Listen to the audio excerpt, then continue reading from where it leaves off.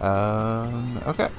Hi everyone, how's it going? We are here for another final week match between Aha and Zachary. Feel free to say hi, yo. Hello. So, pretty far into the season, but I'll just go ahead and give the same reminders just for anyone else who's new. This is UFO 50 Bingo, where our two competitors, after we go through the intro spiel, will mute and deafen themselves and just be kind of locked into their own game. They won't be able to see or hear the other player playing or my commentary, so everything's just going to be them competing. The match will go an hour and 45 minutes unless someone bingos first or gets to majority first while the other person can't bingo. Both players will have a minute to review the board where they have to kind of just sit and read the board for a little bit. And then we'll have a 5, 4, 3, 2, 1 to reveal the board and a 5, 4, 3, 2, 1 to start the match. I think that's about it. So I guess if either player has anything they want to say, feel free to say so now. Otherwise, have fun. Will forever hold your peace. Yes. I got nothing. Good luck out there. See you on the other side. Yeah, that's all I have to say. Nice. Good luck, yo. Okay.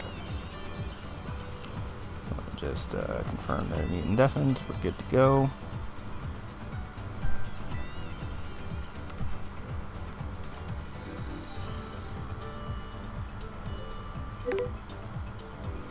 I'm still not used to the sound effects of this match starting, but okay.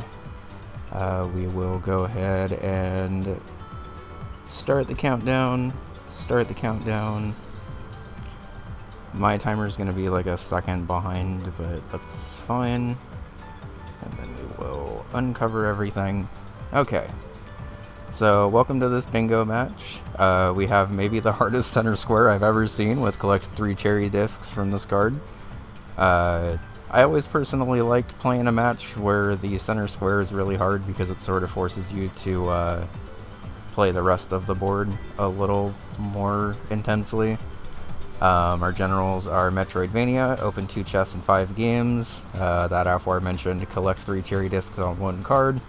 Collect 6 gifts from games on this card and defeat a boss in 6 different games. There's not like an immediately really great line in this because everything kind of has difficulty. We do get Camouflage and Mortal 2 gold disc, but unfortunately you're gonna have to turn one of those into a cherry for the general. And yeah, we'll just see where players are heading first. Immediately going into Gulf area to hit 3 eagles, and Zachary is heading into Campanella 3 to earn a continue from the bonus game. So 2 of the fastest goals on this card for sure. Campanella 3 is relatively safe, and Gulf area, if you know where to go, is very, very fast. Hi Smo, how's it going? Yeah, so I admittedly have not paid super close attention to the C-tier playoff standings, but it's looking like Aha is in the playoffs already, and this match seems to mostly be affecting seeding. And Zachary is looking for their first win in the league. I know they've been playing hard, so would be nice to see the player pick up a win here, but I'm not exactly sure how Aha winning or losing affects playoffs because I forgot to look at that before this match. So we got 1 eagle already, and Zachary did take 1 hit in wave 1, but did get the 100%. I'm in the minority here, but I think going for 0% is slightly more consistent for me.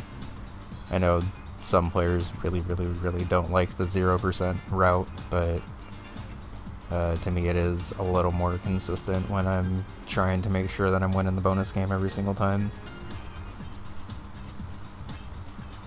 This should be eagle number 2. I'm gonna be honest, I kind of forget where eagle number 3 is, so thank you, Aha, for reminding me.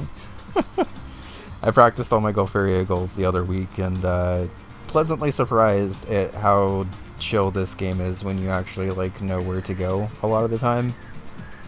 Golf Area used to be one of the games that, like, I basically ignored every single time it came up on a card.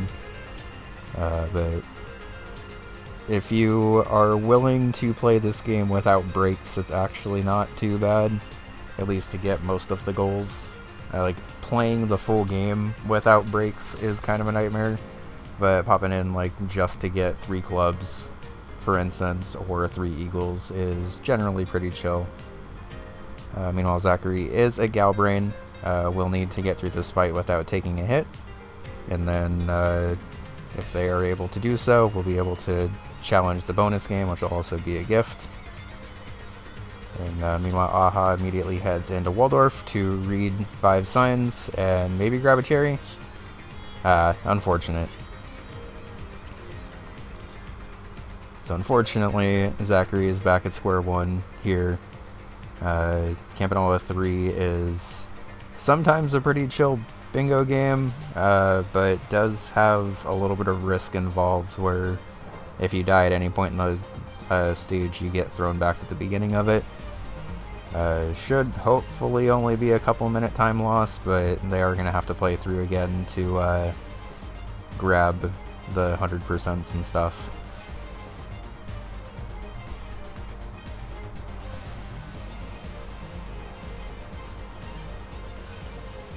So I believe that's the first chest.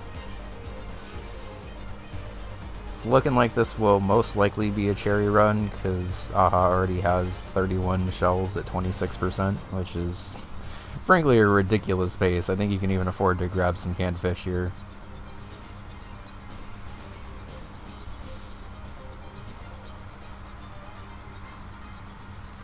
And if Zachary is able to grab this continue from the bonus game, this will also count as a gift. I thought my laptop froze for a sec, that was scary.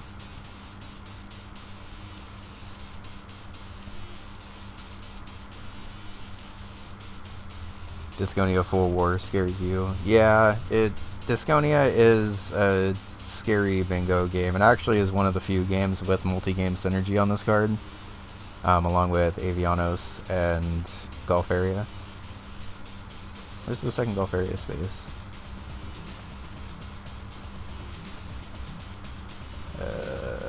Oh, Metroidvania. Great.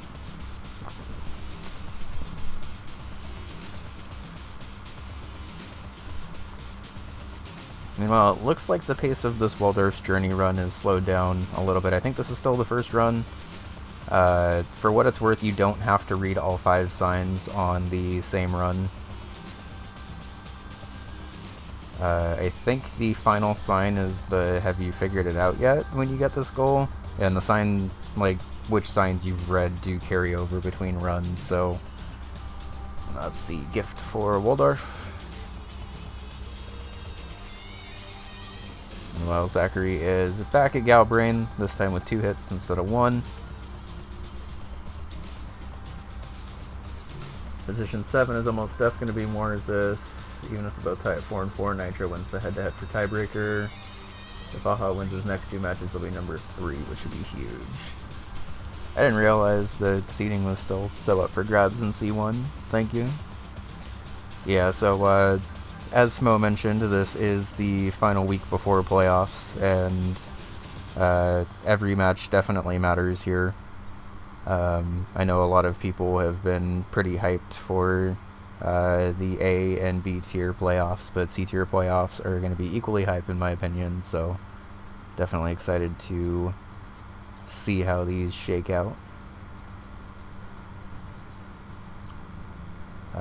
Looking like Zachary is going to go ahead and quit out here. Meanwhile, I will navigate my screen around to try to get to the Campanella 3 boss for defeat a boss in 6 different games. Okay. So, Zachary probably trying to figure out where to go next. This is admittedly not the easiest card. And we are going to see blocking in right away, going to beat 5 hedge maze levels. I have missed if Aha's gotten another 2 chests, or another chest for 2 chests in 5 games. I know they got one earlier, but I've missed if he grabbed a key for another one. Judging by the shells, it doesn't look like it, because we kind of stagnated on shells since buying the canned fish.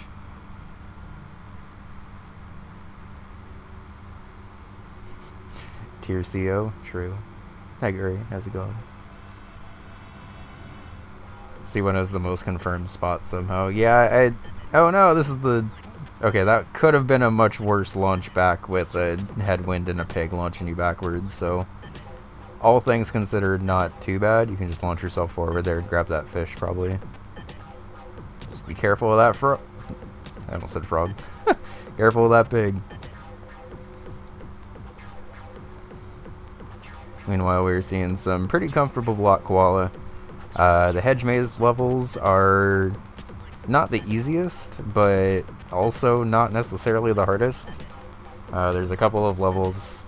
Block koala is kind of weird, where like you would think the farther you get into the game, the harder the levels get.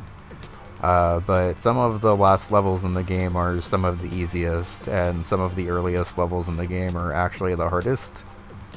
And you definitely start to see that around to the hedge maze levels.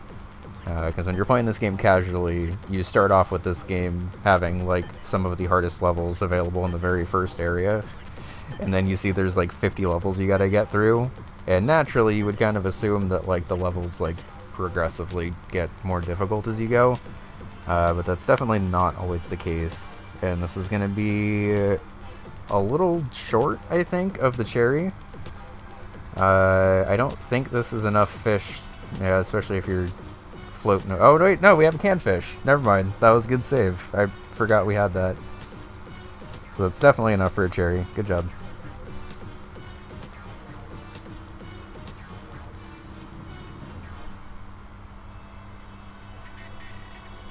Yeah, I know Zachary definitely practiced block koala because I saw them posting about how cool block juicy was, so. Hi Brian, how's it going? Alright, and that is the first cherry on the card, popping back in to read some signs.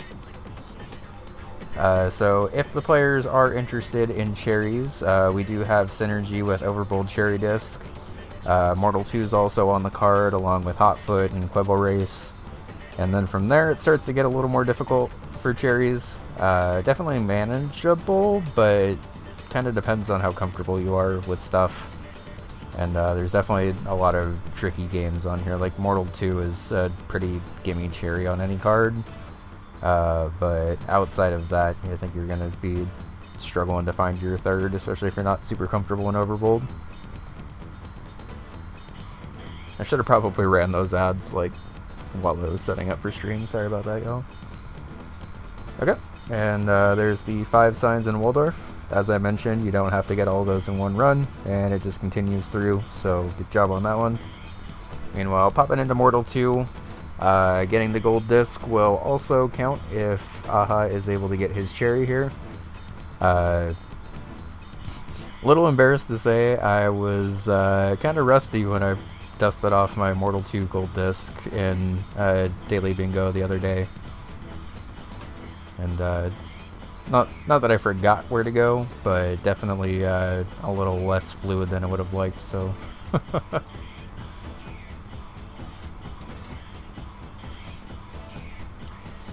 Yeah, this route for level 40 is very smooth.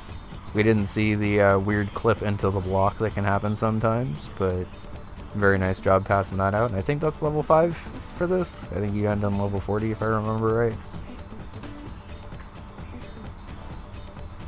Yep, there's level 5. Nice.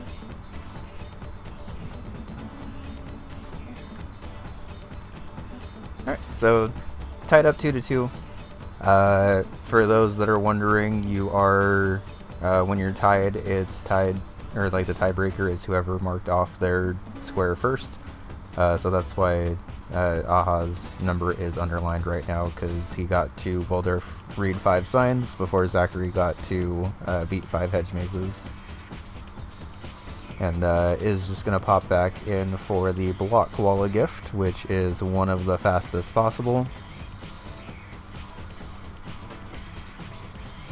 Are we going to see decoration? It's not necessary, but it is helpful. Oh, we're gonna see 2 star blocks. I don't think that one will work. I think Zachary meant to put down one of the tiles there, but currently has an unbeatable block wall level. That's okay. It doesn't take that much time to just make another one. Got the LOL out of that. Very fair. Meanwhile, as I've been commenting on Blockwalla, Aha has pretty much just made his way through Mortal 2. When you know the speedrun route, Mortal 2 is one of the fastest gold/cherries that you could possibly get, because you kind of just walk straight to the end of the game after you grab 4 keys.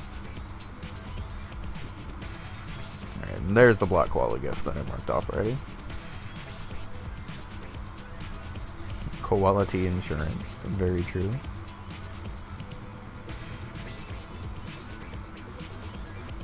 I was wondering if we were going to see the switch to Scout to try to speed that up. Oh, I also forgot to give the Camp 3 gift, even though I'd like verbally talked about it. Okay.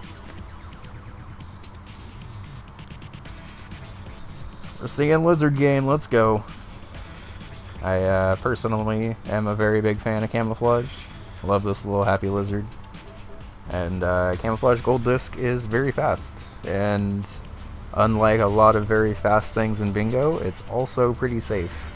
It's like even if you mess up on a round, you kind of just undo a couple of steps back and you're fine. Alright.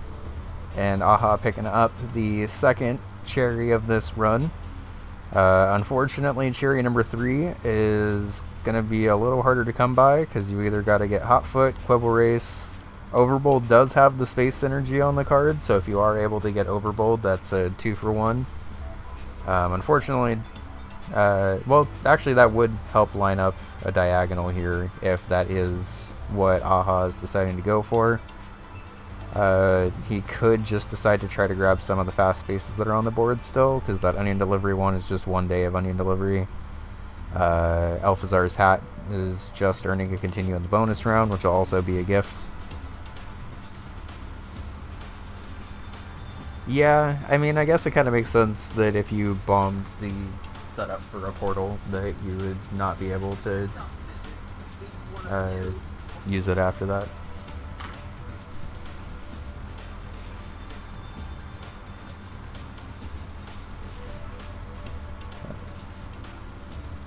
Yeah, as I mentioned, Camouflage, like, even if you're not super comfortable in it, as long as you know, like, the general route through the level, it's still, like, even pretty casually like a 6-minute gold disc, which is pretty worth it to go for in most situations. It also synergizes really well with gifts, because even if you don't collect anything and just play your way through, you should reach 33%. Basically, if you collect all of the items in one level, which you can even do if you just play the gold disc and then go all the way back to level 1, or if you're planning slightly ahead, you can just collect everything in level 1 on your first time there, and then just do the quick gold disc route. Yeah, always a fan to see Alphazar's Hat. Alphazar is kind of in a weird spot for Bingo, in my opinion, where, like, it theoretically can be pretty fast, but normally the levels are, like, so long that you end up actually kind of having a pretty significant time investment. And unlike Camouflage, which you can back out of and, like, just continue your progress again whenever you want to, you're kind of locked in to Alphazar once you're in Alphazar's Hat. Even if you die, you just go back to the same start of the stage, so it's not like the end of the world. But if you quit out and come back in, they'll start you back at stage 1 again, so like I mentioned, kind of in a interesting spot for Bingo, where, like, it can be fast to go for, but it's also more of, like, a time commitment than some of the other fast games are.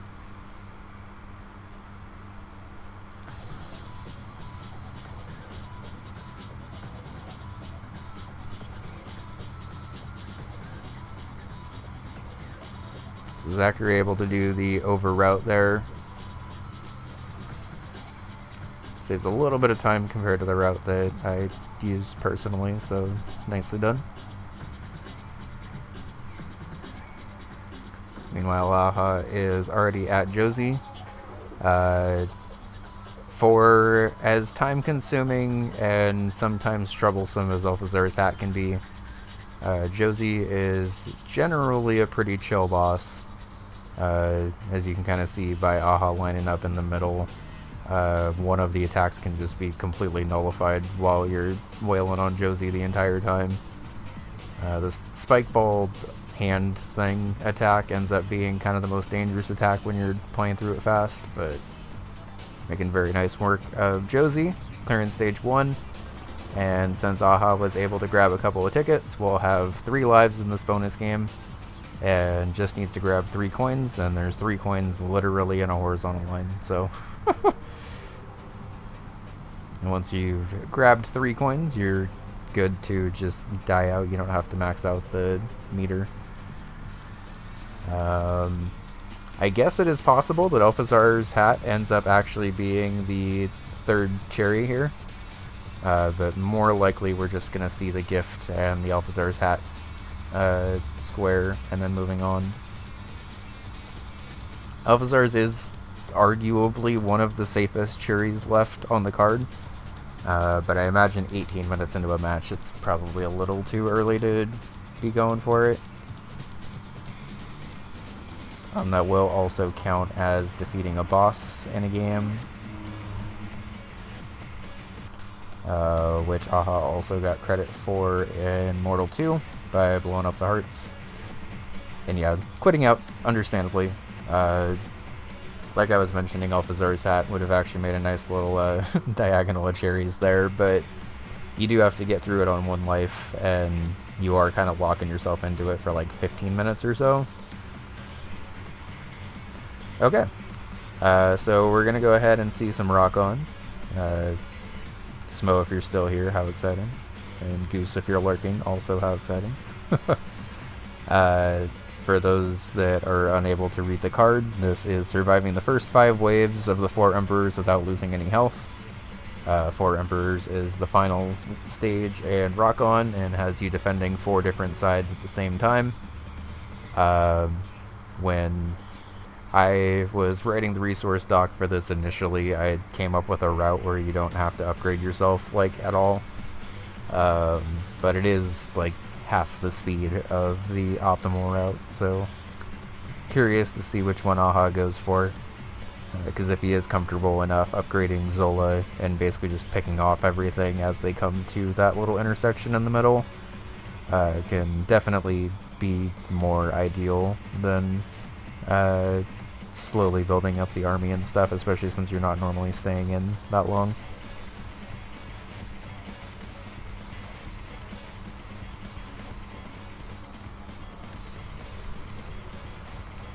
Yeah, I wouldn't be surprised at some point in the match if we don't see players trying to go for that overbold cherry. I think it makes more sense for Aha to try it, and I admittedly don't know how comfortable Aha is in overbold, so could just kind of depend on that. And meanwhile, we do see the camouflage gold disc, and going back for the clear of level 1. Personally, as a camouflage fan, I've just been trying to 100% level 1 like while I'm here. And just grab the 2 oranges and the baby, and then just do the gold disc route.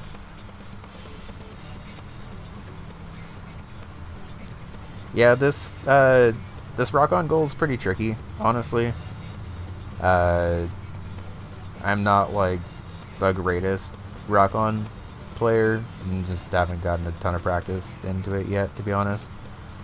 But if you're doing the route that Aha's doing, you end up having to defend 4 sides basically at the same time, which is manageable, but definitely pretty tricky.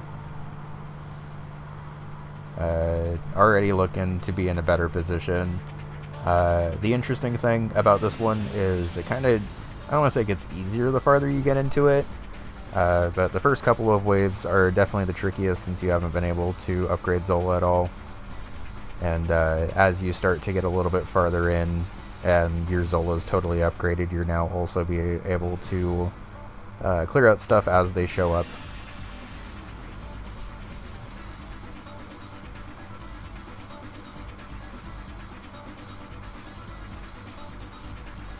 Yeah, the cheetahs are pretty fast.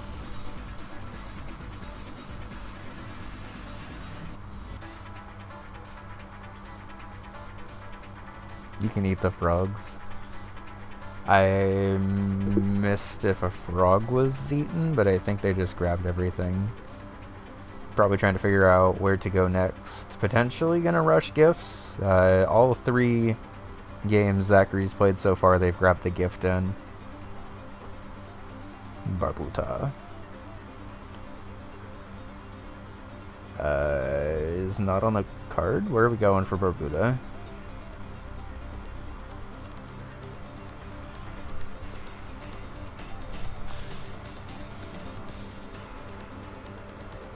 I guess this could be for 2 chests. Getting a head start on that one.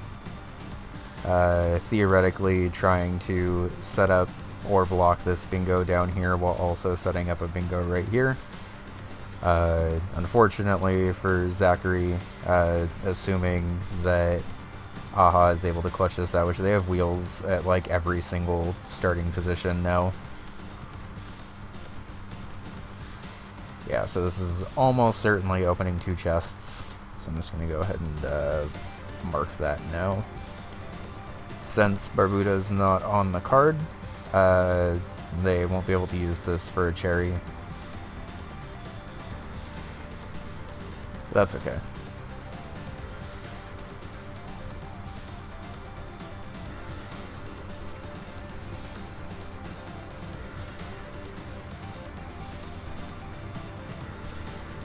So now that we are a little bit farther into this match, I do see that this Hotfoot square is looking pretty juicy with this cherry disc square.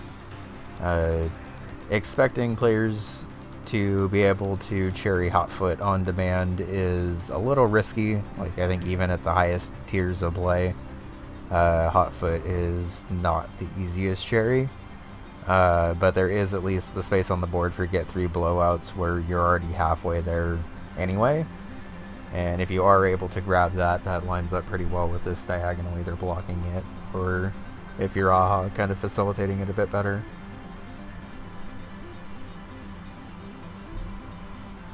The French be like, true.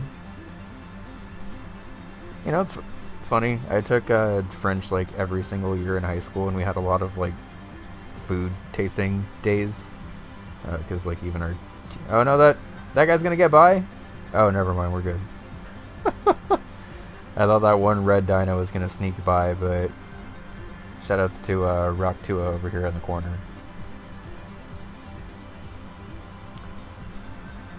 Oh no. Okay, I think this is fast enough where the kitties shouldn't get by here.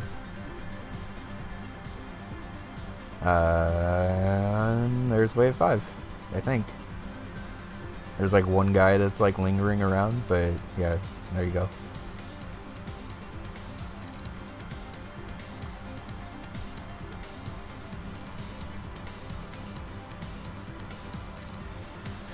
Thank you, Goose. True. Shoutouts to Goose for writing the proper way to do that goal in the resource doc.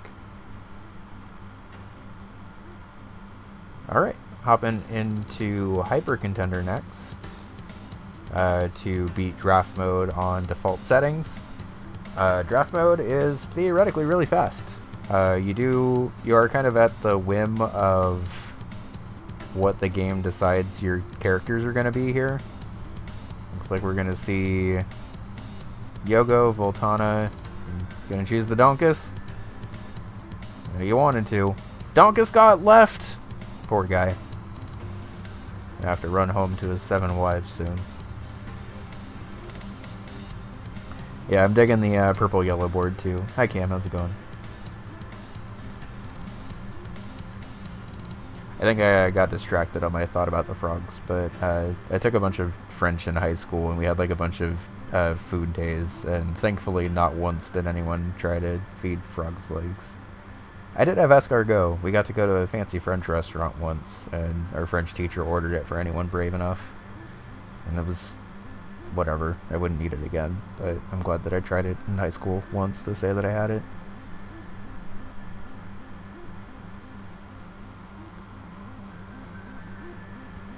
Yeah, I'm not super surprised that AHA didn't take Donkus, but I am a little sad that the AI didn't take Donkus either.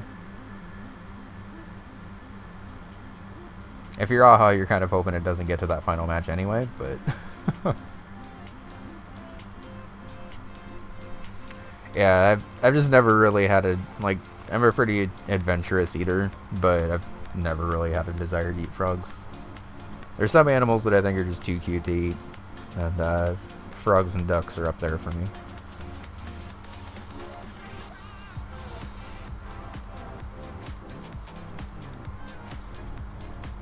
Okay. I'm assuming that was a chest rush in Valbrace, so I'm going to go ahead and mark that off, and then I'll also mark it off for here. I think they still got a couple of games for chests to go. The open 2 chests in 5 games general goal is pretty interesting, because given that you have to do it in 5 games, your initial thought would be that there's kind of like a lot of games with 2 chests for you to choose from, and there is not. There's Valbrace, Divers, Night Manor, Barbuda, Grimstone, Waldorf's Journey, and Alphazar's Hat, and of those 7 you gotta get 5, and of those Alphazar's Hat is like not even very reasonable unless you're going in for the cherry or whatever. I have had Shark before. Shark's pretty good. It's a little lean, I guess, but lived near the coast for a while and was adventurous for seafood, so. I've not had gator, but I've heard gator is similar. You've eaten shark? Yeah. Oh, I would never. Snake of the sea. Misunderstood. Snake to the seas. That's what I meant. Oh, I forgot Ryan Ashley shaved her head. She's gorgeous. Yeah.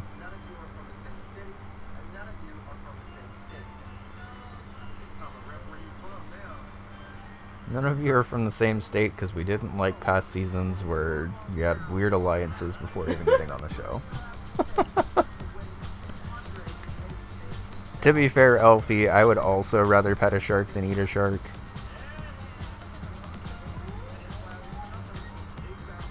Especially like a little guy shark, forget about it. Definitely petting that guy.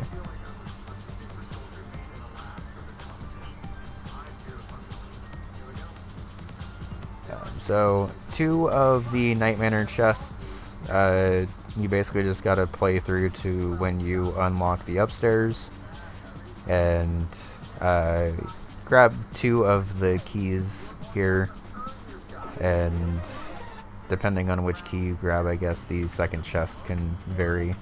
The tool chest in the beginning of the game counts as one of them, and normally I think you end up seeing the chest in the attic as the second one, but it doesn't look like we've grabbed the Fabergé egg to be able to crack that open, to be able to get that chest open.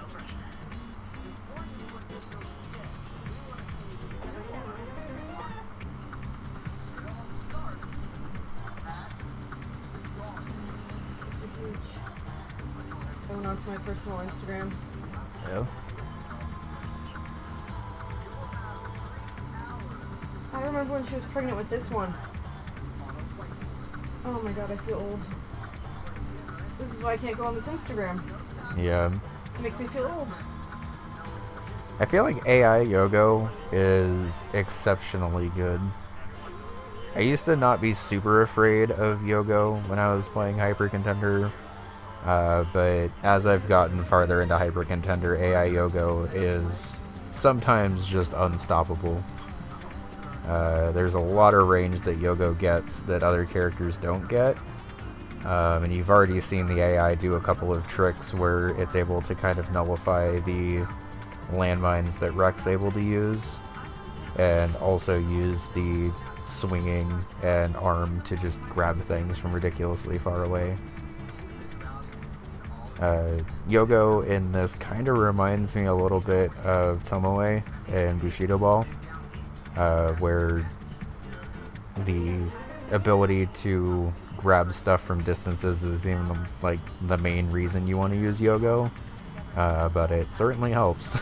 Like right there, for instance, there's just no shot that Aha was able to grab that.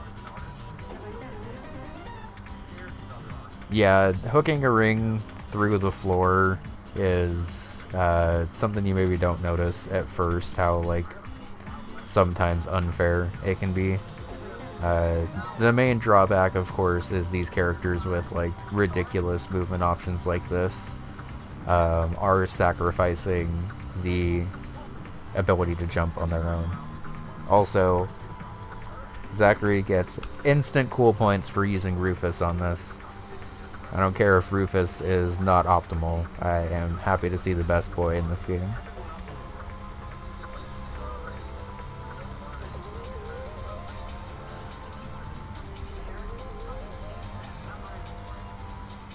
So we see here that using Yogo's ridiculous movement options can also benefit the player pretty well. And up 4-3. If Voltan is able to win here, this will be draft mode, which will also be another gift. Oh and God, more importantly, the space. Sixth graders are graduating fucking college this year. Samesies. Oh my God. I don't think you can call them your favorite sixth graders anymore. No, I mean like when I had them in sixth grade. I mean, I know, but I'm letting you know, time-wise.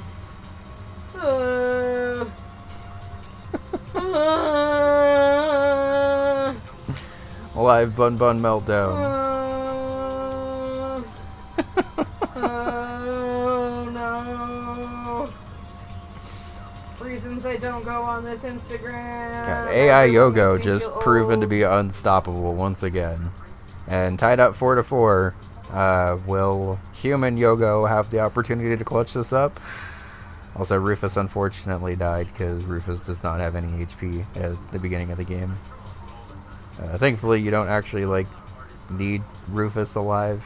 I think honestly, if you're going for just 2 chests, it actually probably makes sense just to solo this, or potentially just have 2 party members to be able to make overworld dodging a little bit easier.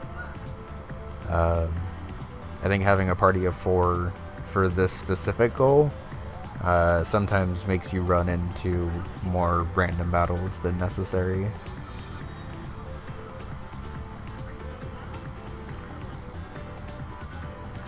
Somehow Gilroy dodged that boomerang 4 times and got off a melee attack.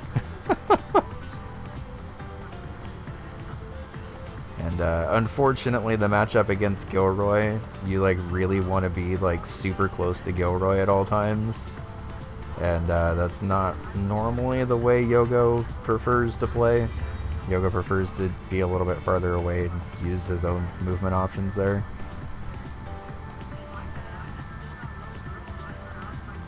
Okay, this is looking okay. Very nicely timed iframes there. I didn't even realize that attack had iframes, if I'm being honest. And there's the gift in that corner space.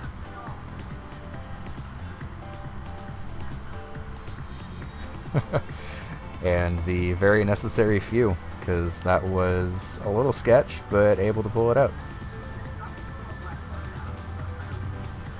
And luckily for Zachary, they are already working on 2 chests in 5 games and just need a couple of keys. Are we going to see the big shiny and mini and max? I do know that Aha and a couple of other C-tier players are definitely pretty experienced in collecting a big shiny at this point. Because C-tier recently had a C-tier only spicy bingo that they were working on. And I think everyone in that match, or everyone but one player, ended up trying the spicy version of this goal, which is where you have to get a big shiny and then also like manually walk out of the cave that you're in.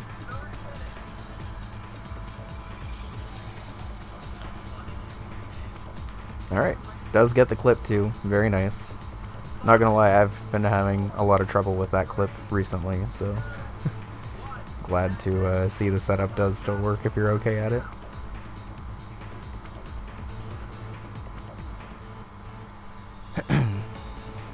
And for those that don't know, the big shinies are the really big stars that are available after the caves that you can go into here. The caves in Mini and Max regularly have some of the hardest enemies around. Just gonna land on top of that pig and chill.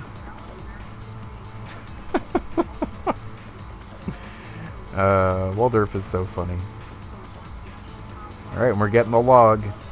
Having watched these players struggle with the big shiny and trying to leave, this log is sometimes unstoppable.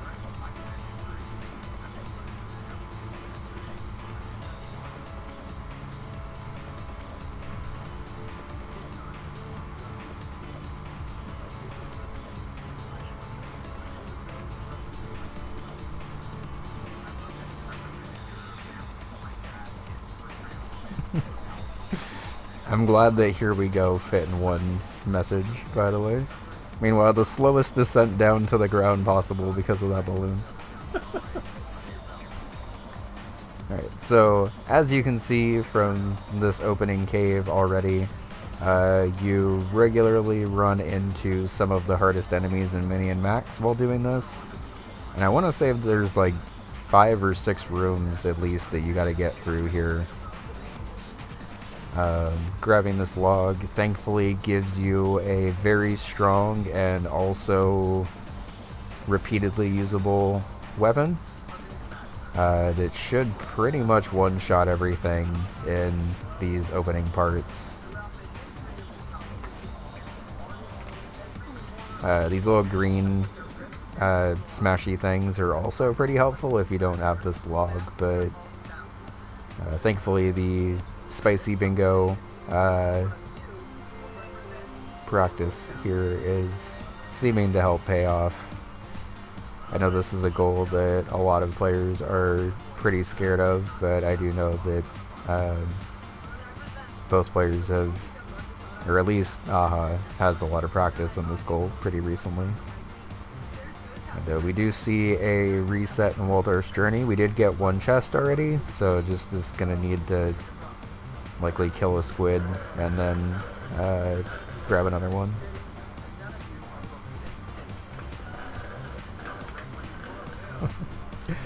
It does seem like one that could have actually been a terminal code. I don't think we've ever had in League play a terminal message where a player's accidentally inputted in a real terminal code, but it is always something to be a little scared of, to be honest.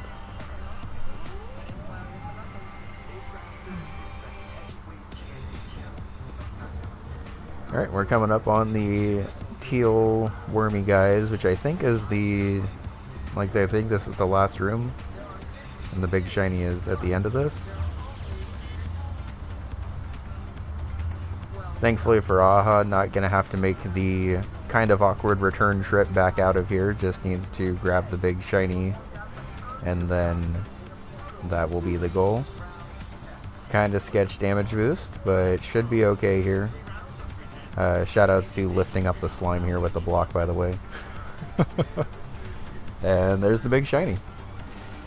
This is just collect a big shiny, so it doesn't need to do anything else about it. Just gonna go ahead and mark it off and carry these worms around for a little bit. And I think already Aha has sealed off any bingo opportunity for Zachary. And meanwhile, Zachary, they got a little bit of work to block off the bingos that are available. That should be the second chest in 5 games though, which will at least block that bottom row bingo.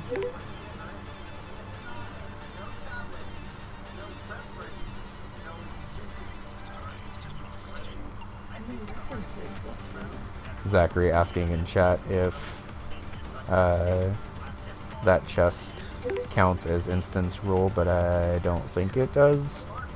If anyone wants to confirm, I guess go for it, but... Oh, that's true. Zachary can grab all 5 spaces in the row 4 to be able to grab that.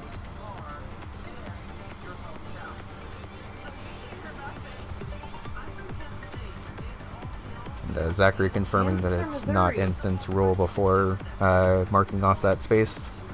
I think the only chests that count as instance rule are the ones in Campanella 2.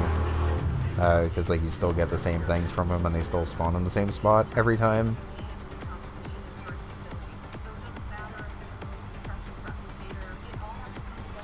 It got changed so the instance rule is in effect. Oh, okay.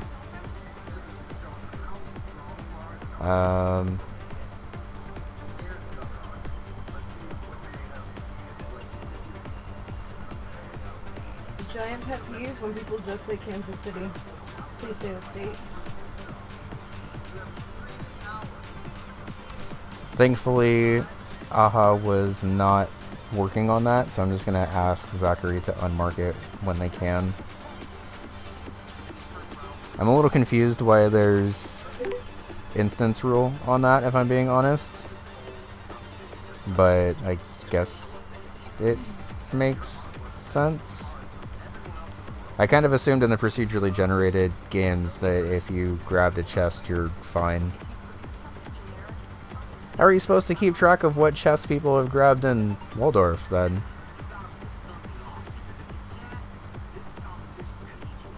Yeah, I was trying to talk myself into understanding that one, but now I have no clue how to judge what chest Zachary's grabbed.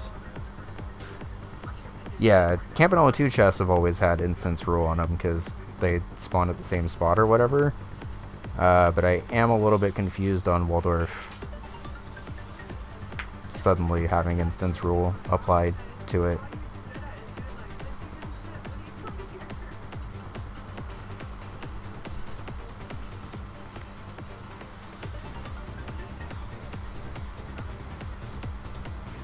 I mean, I do believe you, Smo. I just verbalizing out loud, I'm not really sure how I'm supposed to keep track as a caster on what chest, and also when that instance rule won't apply. There's one 30% chest and one 70% chest. Okay. I'm fairly sure that Zachary got the 30% chest last time. And I mean, I guess if they really wanted to, they could bring a key into the very end and have that count. But as a player, I think I personally disagree with that not counting as, or that counting as instance rule, just because logically to me it doesn't feel like it does, but hopefully it won't really end up impacting anything right here. Thankfully AHA has not been working on chest and is still not working on chest. You need a reference for a perfect handle. Yeah, I just I'm with you here, a guy. Like, I theoretically can understand why instance rule in Waldorf is a thing, but keeping track of the percentages that players are grabbing chests at in Waldorf is admittedly not something I've thought to do in previous casts. I think this is the first time I've casted 2 chests and having that show up. But like, the signs in Waldorf, I guess the signs in Waldorf specifically have text that carries over between rounds.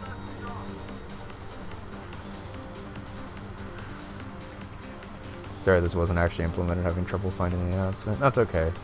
I do feel bad for Zachary here just because this is taking up a little bit of time, but I understand why this theoretically could be instance rule. It's just a little unfortunate that it is, just because this is now unfortunately eating a little bit of time.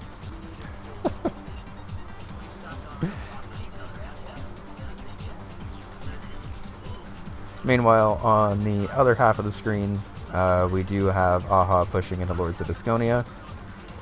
Lords of Disconia win a quick battle, and Lords of Disconia win a full war. This is almost certainly just win a quick battle.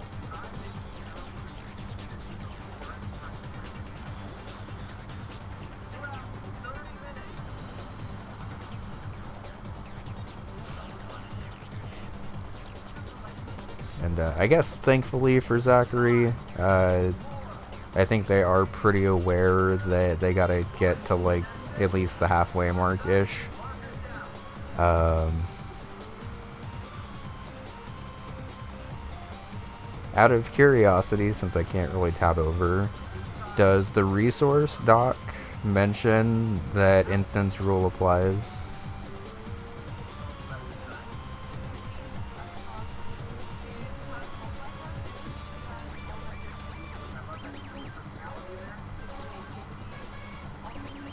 Red chest, 2 in the field, 1 in the castle. All chests in Waldorf's Journey are unique instances.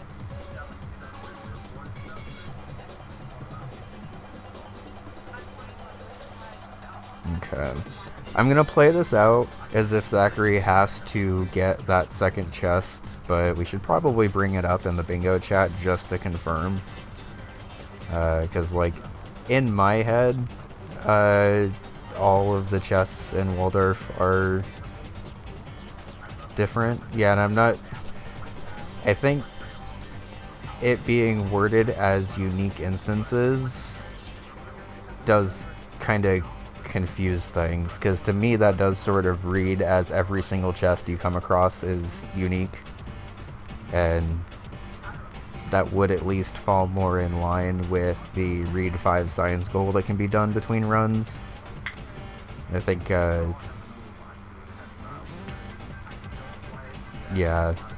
I think I personally agreed with the guy on this one. The Waldorf chests are not impacted by instance rule. Okay, so, sorry Zachary, I did not mean to unmark that one. Fingers crossed that that doesn't really eat too much more time. And honestly, Smo, it's okay, because I didn't even really think that instance rule could have theoretically been applied on this one. But, like, with the logic that you had brought it up, it does at least, like, kind of make sense. It just feels a little too situational to apply in the middle of a match. And honestly, even just from the caster side of things, like, it kind of makes more sense to just count if 2 chests have been opened. Okay, there is a second chest. Please just make it to this one so this is done. And yeah, I agree. That definitely makes sense. I think it's a little harder. Oh. Okay. Please just get this chest.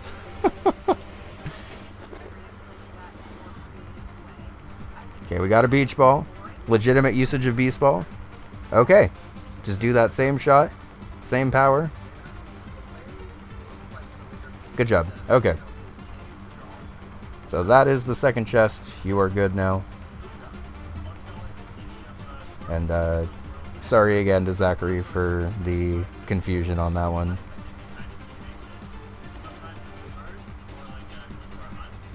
Now popping back into Hotfoot.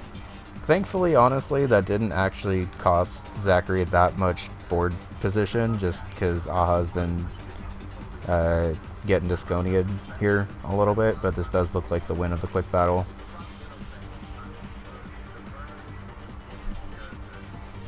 And perhaps doubly thankfully for Zachary, they do see the Hotfoot threat here in the column 4 bingo.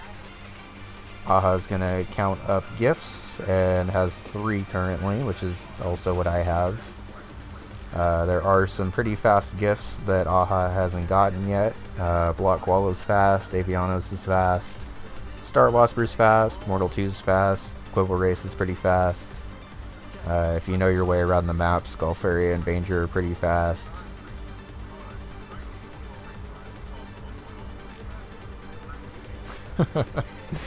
Yeah, they do have a little bit of Wario and Waluigi color scheme going on.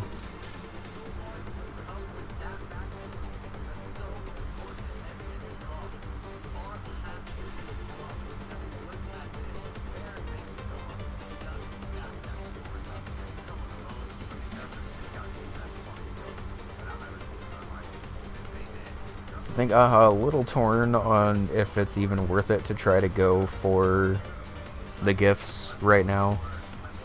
It's kind of tough when you're like halfway to the goal to determine if you really want to push it or if you're going to be wasting time by trying to push it. But we do get to see a little bit of onion delivery, and we are going to see the driving in reverse goal. This goal theoretically is pretty fast, but if you get some unfortunate deliveries, it can be kind of hard to complete this day.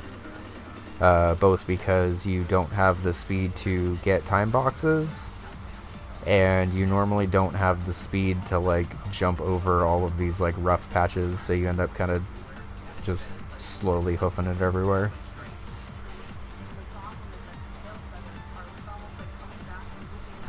Okay. So, I think what we'll end up doing probably after this match is just confirming in the bingo chat that Waldorf's chests are not instance rule, and you can theoretically just grab the same one that appears in the first 30% across different runs. But alright, there's one blowout.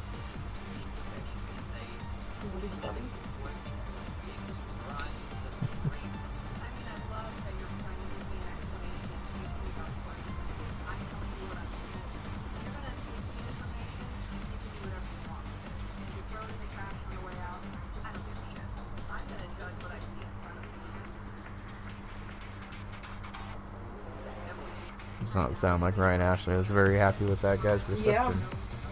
Well, I mean, you don't. Ooh. That's pretty. Like, you take what the judges tell you and try to learn from it. You don't try to teach them something. Yeah. Alright, so unfortunately, City Hall is not the final delivery you want to see here. Because the direct route... Oh, I guess City Hall's okay. You really don't want to see something like Horton Heights or something. Which, speaking from experience on that one. Meanwhile, Aha is slowly backing it up all the way across the map. For those that don't know, the onion delivery map wraps horizontally and vertically.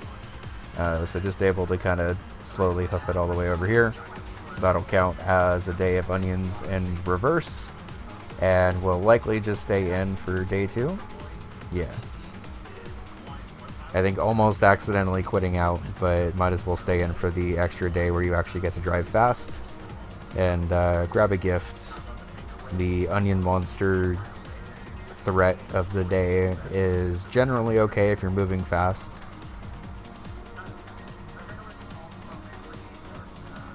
And especially on day 2, the deliveries are generally going to be pretty close together. Wow, very, very close to getting hit there, Zachary, but able to clutch it out there for the second blowout of the tournament.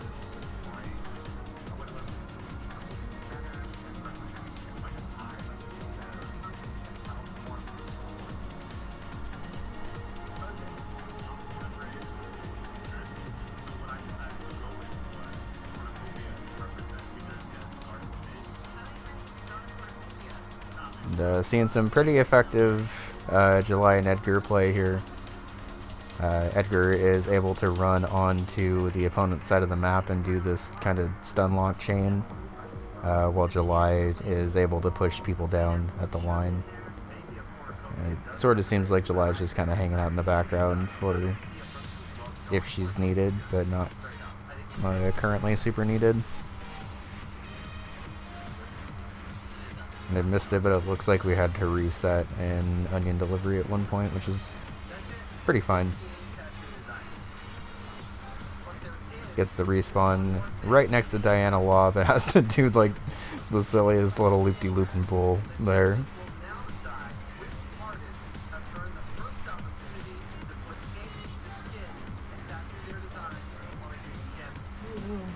I always forget that you can enter Savage Sin from the left as well as the right. Okay, and that is also the gift, and blocks this threat that was starting to arise right there.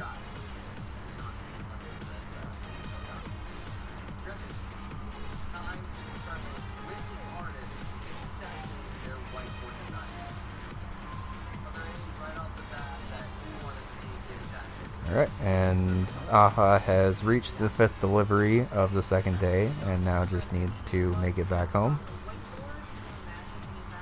I think now realizing that he doesn't actually need that big oil theater delivery.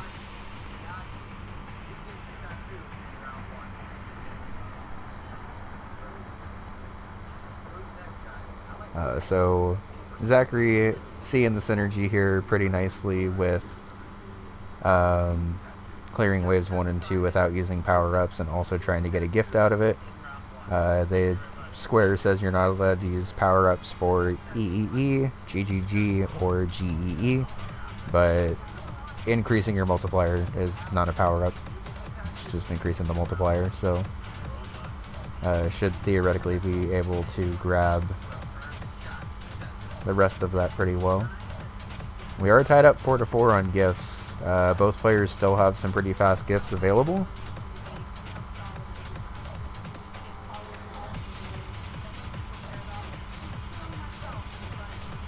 And there is the gift in Star Wasper.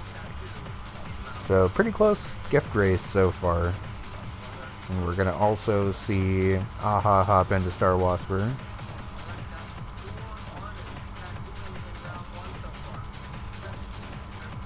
If Zachary is able to grab the Star Wasper space, this will be a pretty important snipe for them. At this point, down effectively 5 spaces, they will need to start sniping Aha on some stuff to be able to come back. And there are quickly becoming fewer and fewer spaces available to be able to do that on.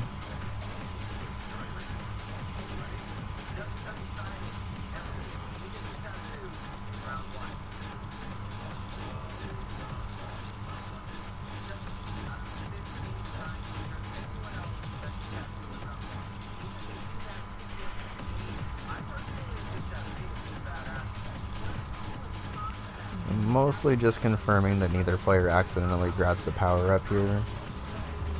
Zachary definitely did a better job through this opening wave of trying to grab multiplier.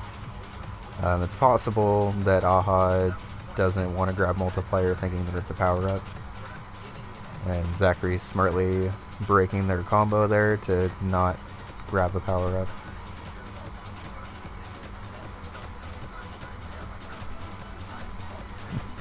Able to kill that green guy right before he runs away.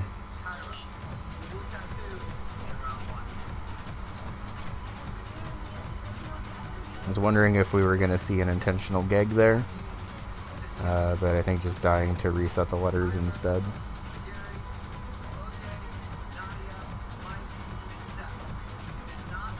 Maha is on his last life here, while Zachary has 2 lives.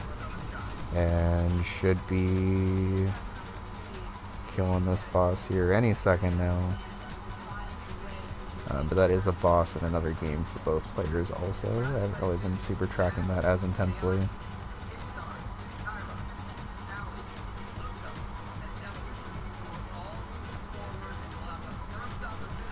And I don't think we got a boss in Mini and Max.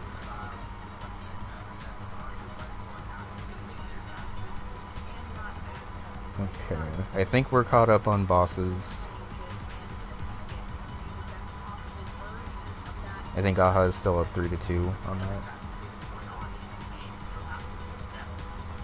And meanwhile, Zachary trying to figure out where to go next. They are only down effectively 4 spaces now. Black Wallet, Camouflage, Hotfoot. Did I count Camouflage?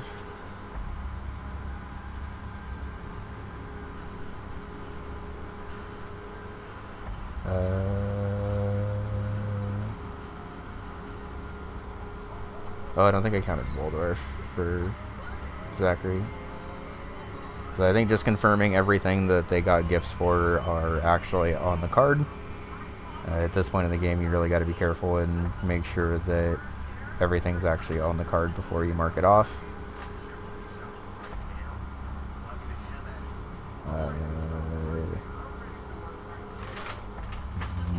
But I'm pretty sure everything you have is on the card. Okay. This also works, honestly. If you're unsure, just go ahead and grab another one really quick.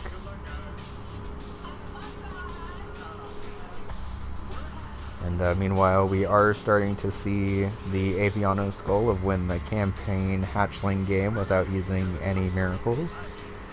You do have to get to the hatchling game first, but this can theoretically be a pretty fast goal.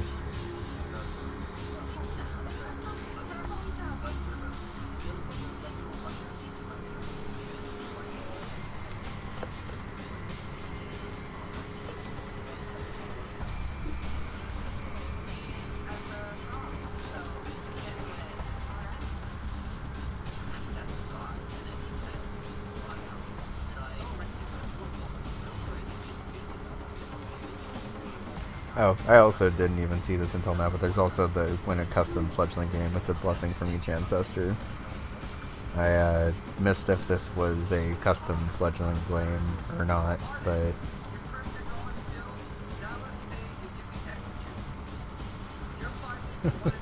world's shortest portal there, but that's okay. I'm gonna go ahead and grab a key and then probably die to be able to go back up here.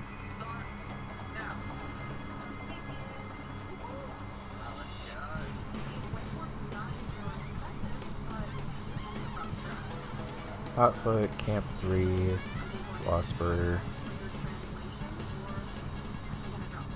Waldorf, Hotfoot and Camouflage. Yeah, that Zachary does have the gift goal already, but will be able to confidently mark it off after they grab the switch up here. So understandable, but it is a little bit of a time loss here.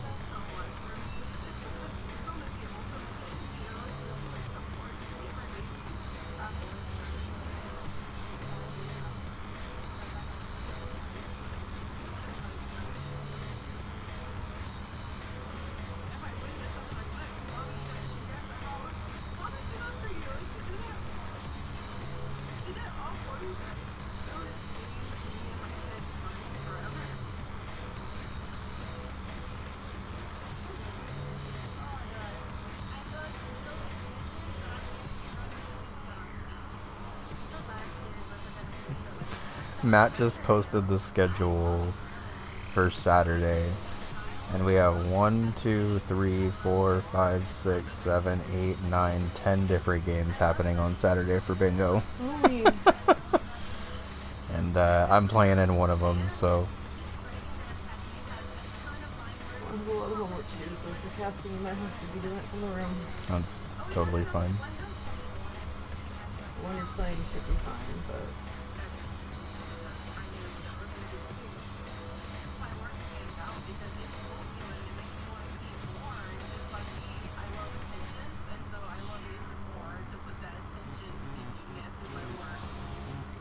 Yeah, it's effectively an NFL Sunday where it starts at 6 a.m. and ends at 8 p.m. too, so should have plenty of time to watch bingo literally any point on Saturday for anyone interested.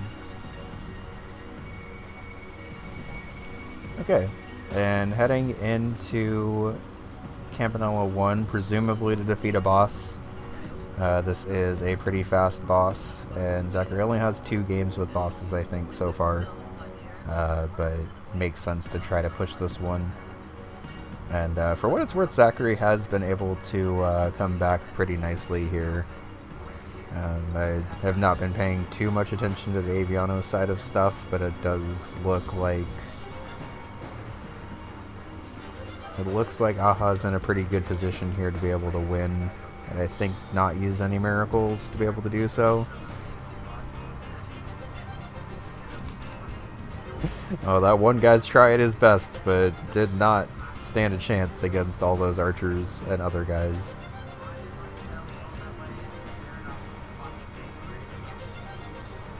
Alright, and that's the campaign hatchling game without using any miracles.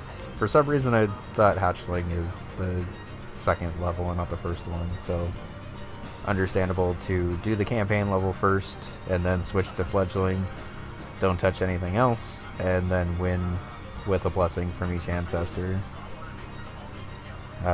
This one's a little bit harder because obviously the AI is better, but also you are going to need to still get at least 2 power-ups per different ancestor, so it can sometimes take a little bit.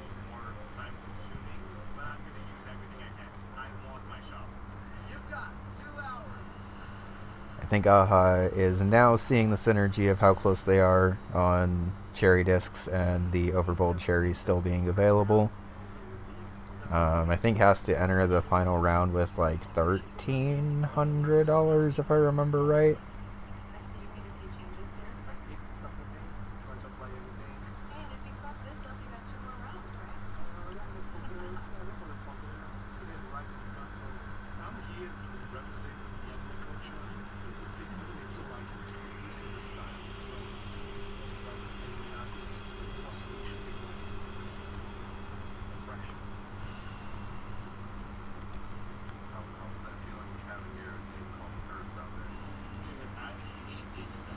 Are we gonna see the Flamingus kill? I was wondering if we were gonna see this, but it sure looks like we're going to.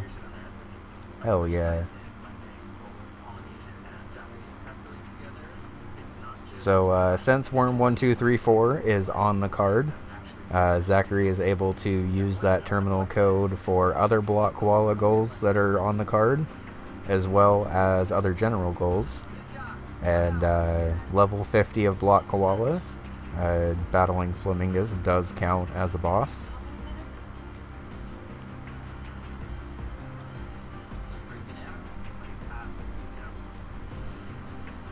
Yeah, there's a lot of buy-game matches. There's a lot of games that got delayed a little bit, and there's just a lot of the regular Week 8 games that still have to be played.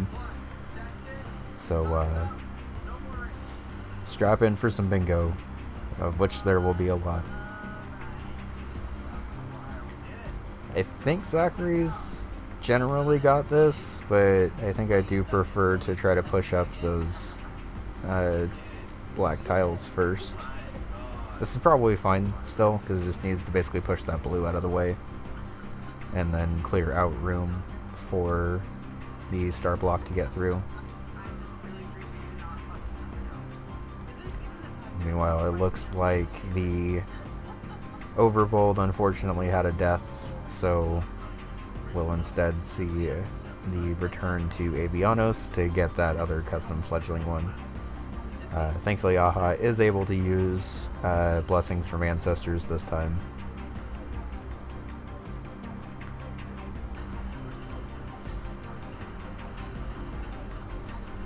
That will be a Flamingus kill.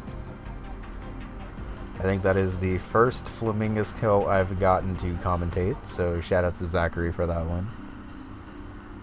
When Worm 1234 is on the card, Flamingus is actually one of the fastest bosses that you can possibly get.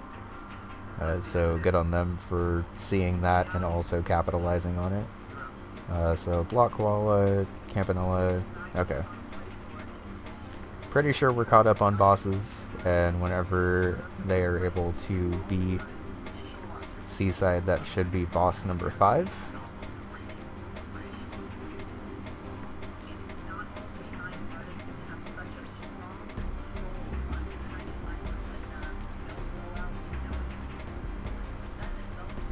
And it looks like the AI is in slightly better of a positioning here.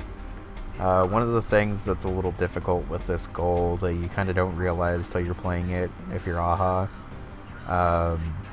Generally when you're winning in Avianos, you're kind of just like pumping all your resources into like the same 1 or 2 ancestors to get like the really good value out of it. So kind of like hedging your bets across all 5 or 6 of the ancestors, however many there are, not only takes a while, but also means that your like movement power each turn is a little less than it could be.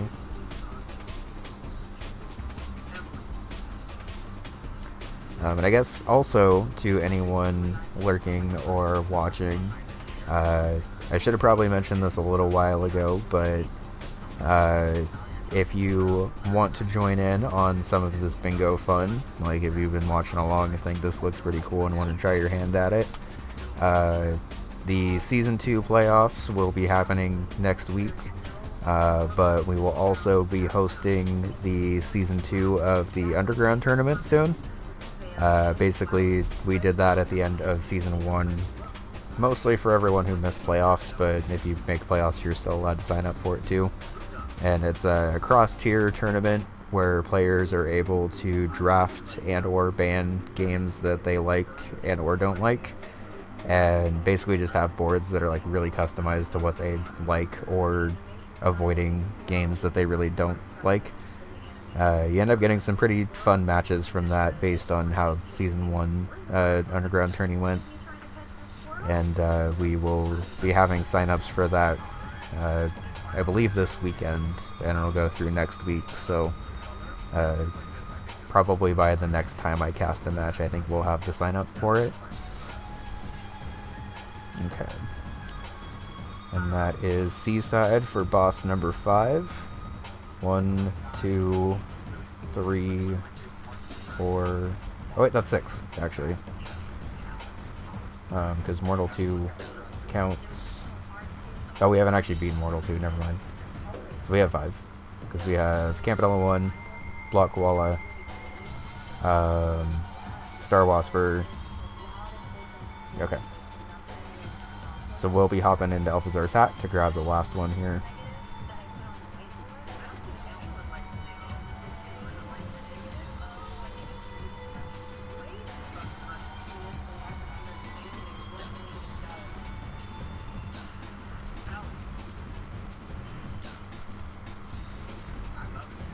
And on Aha's end, unfortunately, the thing I was kind of commentating about seems to be happening where they haven't really like seeded any progress really, but also he's not really able to make like a ton of progress against the AI.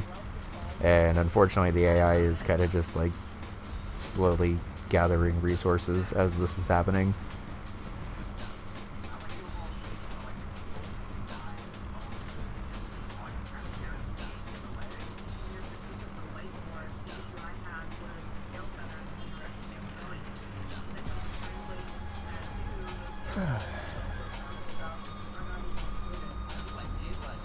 So checking in, we have a little under a half hour left, and I believe at this point the only bingo that is available to either player is the center column.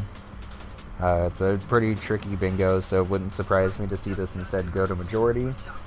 And assuming that Zachary is able to grab this Alphazar's hat boss, they will only be down 2 squares with a half hour left. And as we mentioned earlier in the game, since Aha is marked off square number 10 first, Zachary will need to get up to 11 before Aha gets up to 10. Or Zachary will need to get to 12 if Aha is able to get up to 11. I'll be curious to see if after getting this Aviano skull eventually, if Aha dips back into Overbold to try to grab the 3rd cherry and also Overbold, or if they're just going to try to grab another quick square that's on the board to try to get up to 12 first. 12 is a pretty magic number for bingo stuff, because then it forces your opponent to get everything else that's on the board if they want to win. Or a bingo, I guess, but obviously that can't happen with the way the board's laid out for Zachary.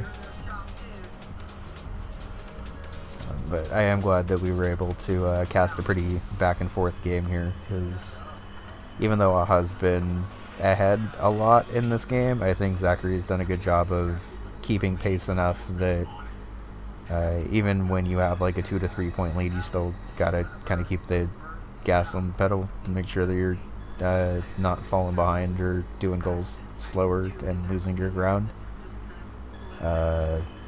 Looking at the board, this Avianos goal theoretically is the fastest one that's left, because it's just win one game of Avianos. Scoring 1,000 points in survival mode and a tactics is still pretty fast.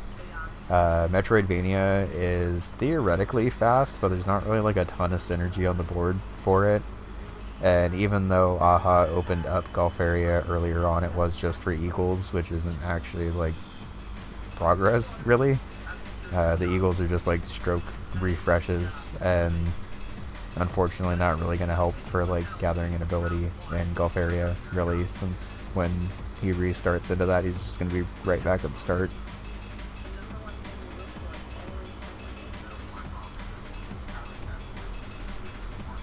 Oh no! Did get the game over in Alphazar's hat. I think at this point, probably worth it just to dip out for Mini and Max. We get another LOL. Okay, gonna go ahead and stay in for Alphazar's hat. I guess for the audience's reference, some other fast bosses would have been Festel, Mini and Max, Cyber Owls, the ending of Stage 1 in Rakshasa. Getting a cherry in Mortal 2 would also count as a boss, which I think Zachary may end up needing at some point anyway. Stage 1 at Kit Club, any of the crawlers or anything in Danger. And then if you're feeling a little friskier, you can clear Hotfoot or Porgy. Oh, unfortunate. The AI using Trilock to skip over defenses and just go straight to the home base is not what you want to see if you're Aha in that situation.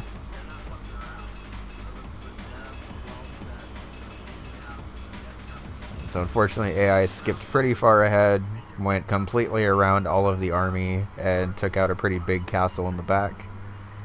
And now pretty evenly split 3 to 3.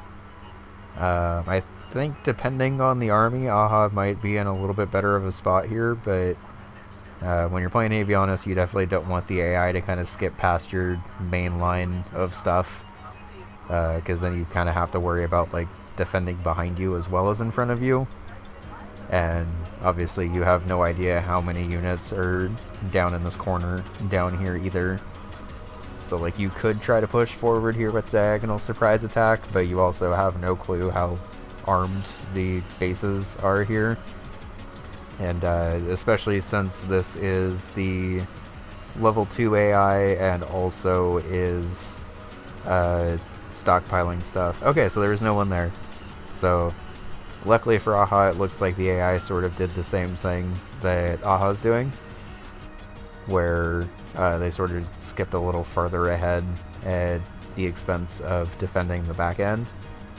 And you can't use Trilock on back-to-back turns, so thankfully don't have to worry about, I guess, anything but reinforcements there.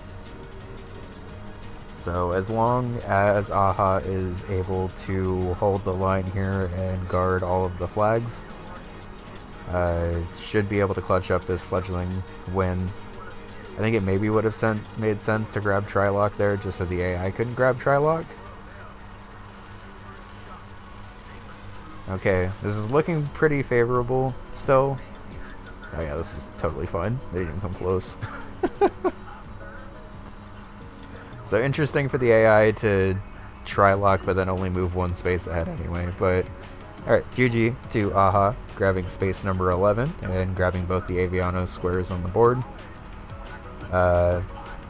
As I mentioned a couple of minutes ago, 12 is a pretty magic number for Bingo, because if you reach 12 squares first, the only way your opponent can win is if they reach 13. So likely just going to try to figure out what square on the board they are most comfortable with. And we are seeing the Quibble Race. Okay. So in Quibble Race with wild bets, you're allowed to just have as big of betting as you want, and basically the money pool just kind of increases. Yeah, we're getting the procedurally generated guys. Who are we getting?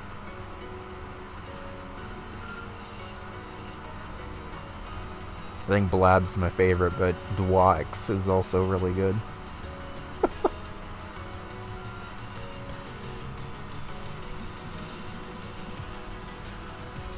So luckily, you don't have to actually win Quibble Race for this goal. You just have to have $25,000. Obviously, it makes sense to try to just get this on like a 5-to-1 or 10-to-1 or like 8-to-1 odds or whatever. But easier said than done for sure. Okay, I'll knock off Alphazar's hat, and that is a boss in 6 different games. So Zachary back within striking distance, but now we'll need to reach 12 spaces first. My favorite 4th grader just turned 21. I'm old. Yeah, I think your I'm favorite so old. kids when you worked there are now not kids anymore. I'm so old! Head-to-head Quibble race, let's go. Let's see who can bet better. Betting on Headzier is always a pretty good call. Thankfully, when the AI also agrees with you, you're in a pretty likely spot to be able to win. I'm only putting down 500 on Headzier is probably not going to return too much, but that's okay. She dressed up from Adventure Time. I had the best favorite kids. Like, of course they would dress up from Adventure Time. Amazing. Perfect. Go, Runty, go! Good job, Runty. Alright, so Zachary pretty handily pulls ahead here and gets a $12,000 payout, and basically just needs to win this round. And does get away with boosting Headzier. Everyone's booting for Headzier, so looking pretty favorable here. Even with a 1-to-1 payout, this should be just enough for $25,000. Just gotta let that money roll up. 16, 17, 18, 19, 20, 21, 22, 23, 24, 25. Exceptionally fast. I think that was about as fast as you could have possibly gotten that goal. And back within striking distance. I think Zachary's probably just trying to figure out where they can go next. And same for Aha, because while Aha has had the lead for most of this game, Zachary has stayed within striking distance, and we are now saying head-to-head overbold. Curious to see which route the players go for here. I know a lot of League players tend to prefer more of a bomb build, but if health is on sale, you kind of got to grab it, because receiving a med kit for that cheap is generally pretty nice.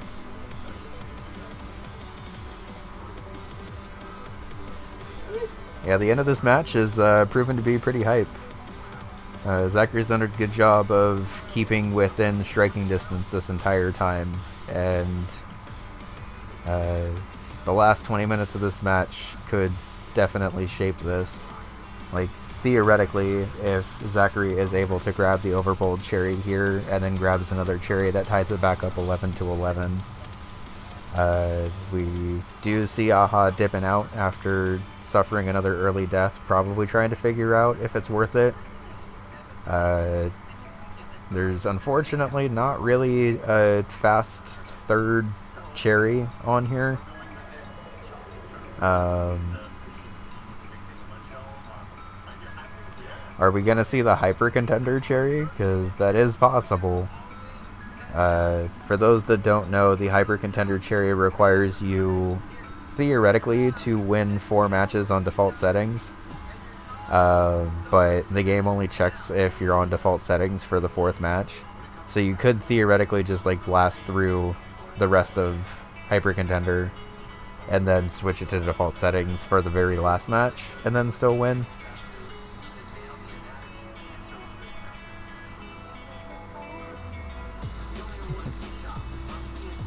Yeah, the interesting thing about Overbold is I think gun builds are pretty viable, but they're definitely much harder to get up to that point consistently. Bomb builds are generally pretty consistent, especially if you can get lure bombs and or remote detonation going, just because they're pretty cost efficient and also tend to take out large groups of enemies really fast. I know a lot of A tier players really like using dash because you get a lot of iframes out of it and also kind of insta-kill guys, I believe. But I think generally most players tend to prefer the bomb-heavy builds, because as long as you get the guys chasing after you like they're supposed to, you can take them out relatively quickly.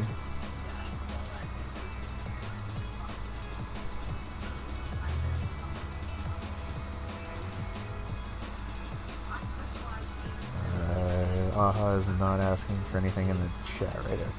Okay. These people who don't even know who's got engaged and I'm crying.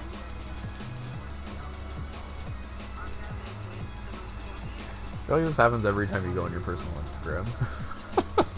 No, it doesn't even matter. This could have been on the other Instagram.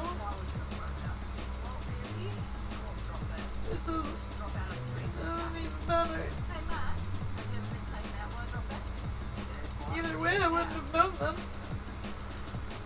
And I would have been crying. So after a little bit of trying in another game, we do see Aha hop back into Overbold. Meanwhile, Zachary is on a 600 wave with some health and 3 bombs left and a bunch of cat larvae chasing after.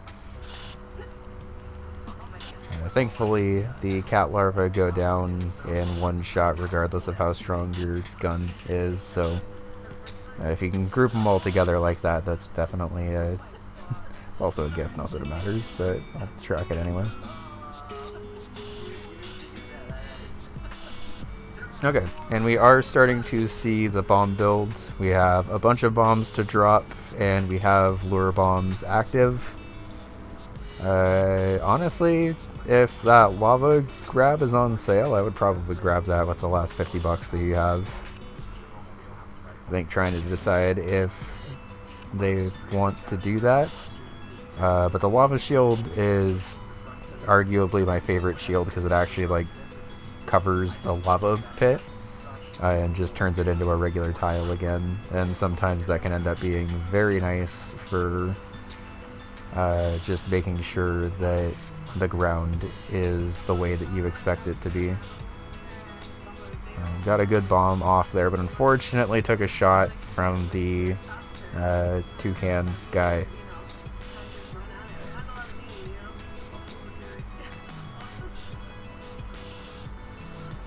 It's kind of underrated. I'm not sure if you were talking about dash or bombs, but either way I agree.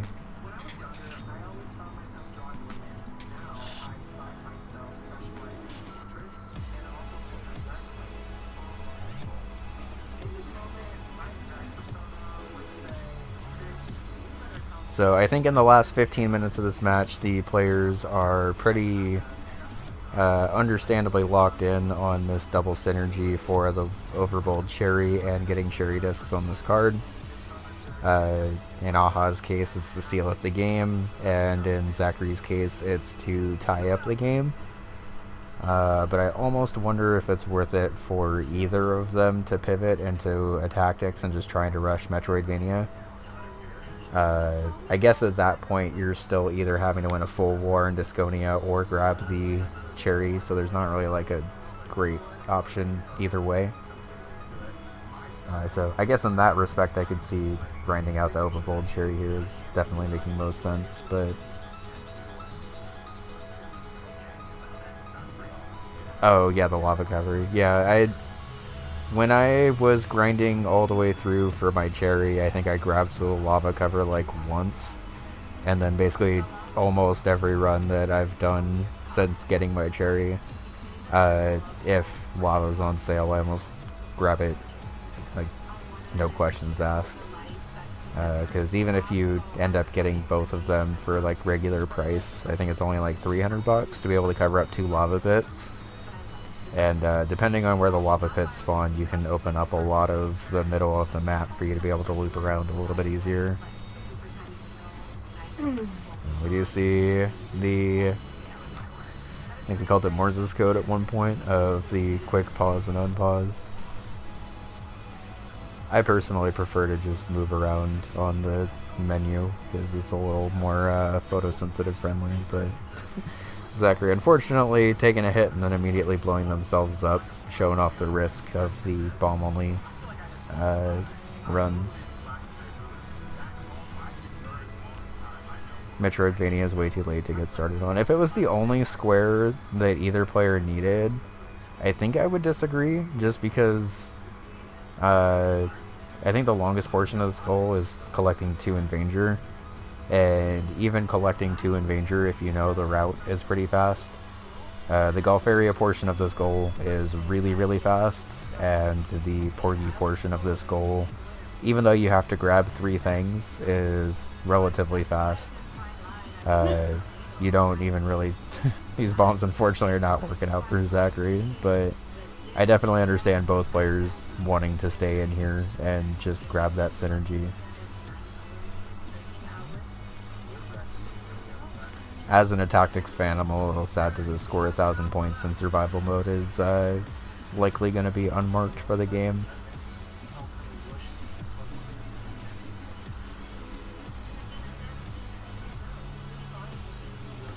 So one of the important things to remember about the Vanger portion of Metroidvania is pretty much any time you're doing anything in Vanger, you're gonna have to grab the heat mod anyway. And obviously you gotta go one more mod ahead of that. But grabbing either the force mod or the multi-mod is not as long as you would expect it to be, if you're like super optimal on your routing.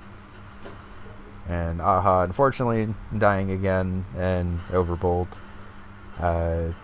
Overbolt is definitely one of the riskiest bingo games, because you can go from having an excellent run to just losing everything.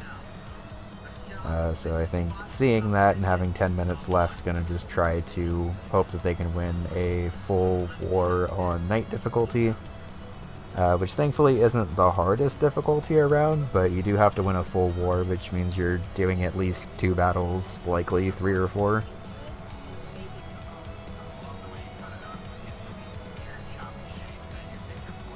But either way, I think this was, assuming the results stick with this, I think this is a good, well-fought game by both players. Zachary did a good job of keeping this close enough where the end of the game was still stressful for both players. And as a caster, that's all you really want is a game where both players are playing well and able to get their goals. That was some nice shots as well.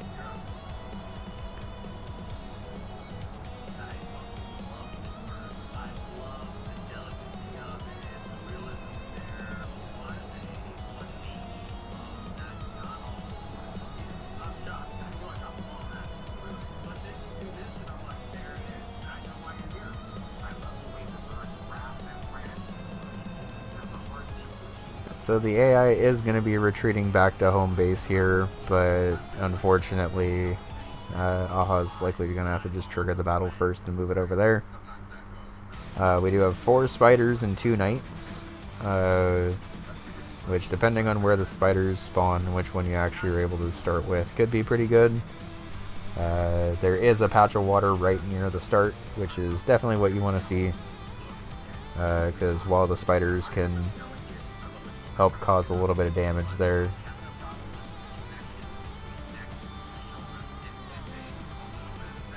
that spider was destructive. That spider took out like 3 or 4 discs on its own.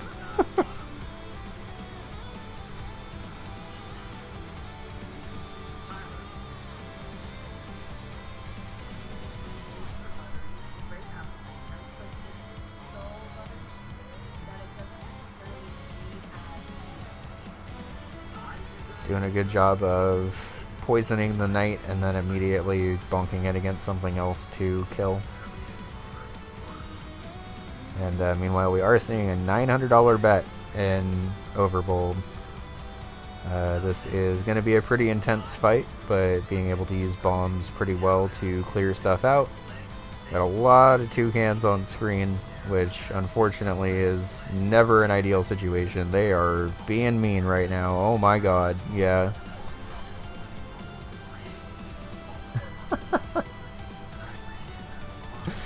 Alright, so the enemy Bard went ahead and powered up that spider, which is like speedrun tech. If you can power up a spider, you instantly kill units and don't even need to bounce it against something. So that powered up spider unit is now definitely the strongest unit that AHA has to work with here. I'm not sure why that Bard went ahead and powered up that spider, because that was like the one thing it needed not to do. But unfortunately, even with leadership, not able to grab the extra hit there. And while spiders are pretty powerful, they're not able to normally kill units on their own.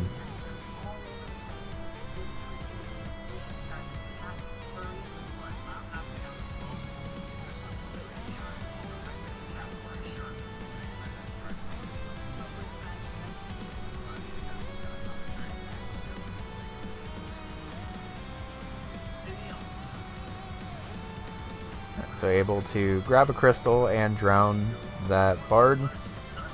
Likely going to figure out if it's worth it to try to go over there and poison the knight. I think either way you're likely to lose this spider, but understandable retreat, I think. Now unfortunately with a powered up golem, this thing might actually do a little bit of damage back here. I think if you're AHA, you might just want to take out that golem before it takes out anything else. Yeah. So I think there's 2 knights versus 2 knights and a spider now. Smart defensive shot. Make the AI come to you instead of having to hoof it all the way across the map.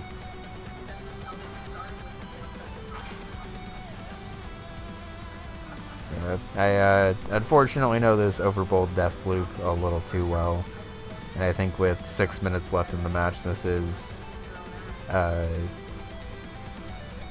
still probably the best play for Zachary. I think they're still only at the 1 cherry though, so even if they are able to get Overbold, they're not going to get the sweet double mark off that AHA would have gotten.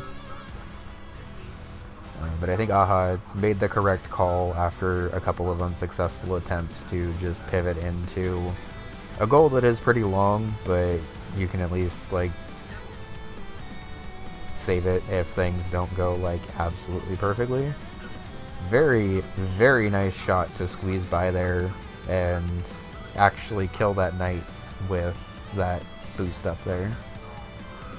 Definitely seeing some pretty strong Lords of Asconia shots here.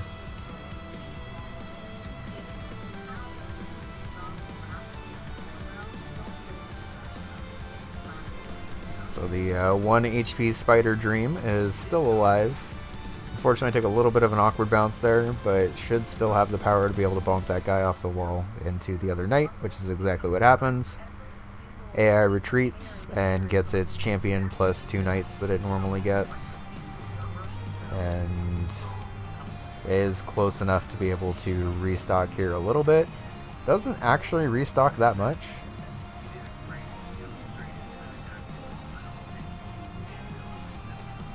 So based on the map, we'll be able to at least power up a little bit here. I think grabbing a Bard to be able to power up your spiders does make sense. Grab 2 and a knight, why not? And likely that the AI is going to go into a battle here, but I think it makes more sense for AHA to initiate that battle, because if he is able to win, he basically just cuts off the AI at that point. And pretty favorable position for AHA versus the AI, where their backs are very much against the wall of a bunch of water. Fortunately, with the way that golem spawned, not able to bump anyone into the water, but are able to The AI using its own golem to reflect off of is pretty cool. And because AHA has more than 5 units, not able to just select the same unit again, it can sometimes be helpful when you're playing Disconia to intentionally keep like 5 units around if you have leadership, just to make sure that you're kind of always able to select the unit that you need to. Gonna line up the Bard shot. Does power up the spider, but I wouldn't be surprised to see the AI immediately go after that. But the AI is not. Okay, the AI has decided that that powered up spider is apparently not a threat, and gonna be honest, I'm not entirely sure why it decided that, but it paid off.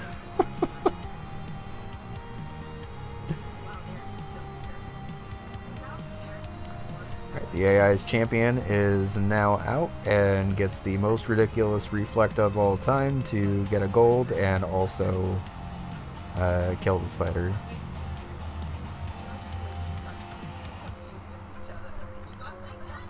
But luckily for AHA, it is just this champion left, and this champion's got to kill like 6 different units. Did not knock the Bard into the water, which is basically all you need here.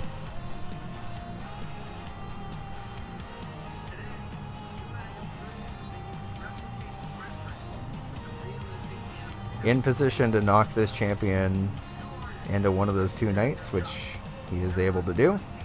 Wins the battle, AI retreats, and because of the position AHA's in, I don't think the AI can... Oh, well... The AI could have gone around... Oh wait, no, actually not, because it would have triggered a battle first anyway. So, very, very nice. Very well done. Able to grab a last space in the final minute and a half of the match. I don't think there is enough time to be able to complete anything else that's on the board. So I might honestly just see... Why not? Minion max to chill for the last minute of the match.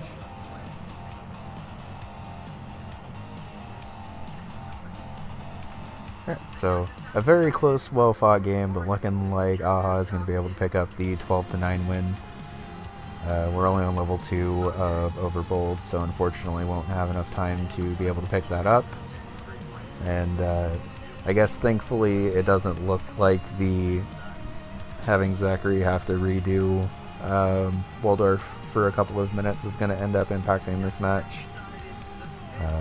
I do again apologize to them for the miscommunication on that, because they're even when we were discussing it, it was a little unclear on exactly how much it would have actually impacted, and it was a little tough to read into it to confirm if it was actually instance rule or not. So I think my timer is like a second or 2 behind, but